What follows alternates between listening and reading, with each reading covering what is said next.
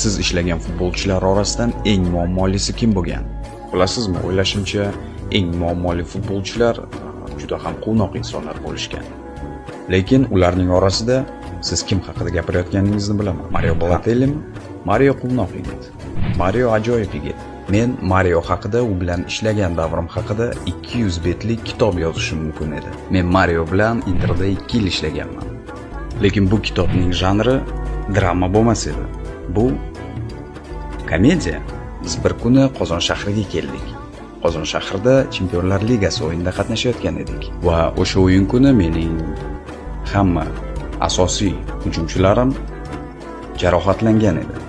Na Milito, na Eto va zahiramdagi yagona sog' hujumchi Mario edi.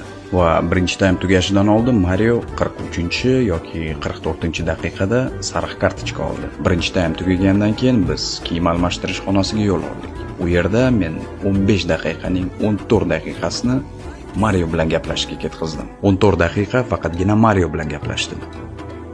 Mario, iltimos, men seni almashtira olmayman. Hamma hujumchilar jarohatda. O'yin paytida hech kimga tegmagan, faqat to'p bilan o'ynagan. Agar to'pni yo'qotsak, reaksiya bildirma. Agar kimdir senga nimadir desa, indama.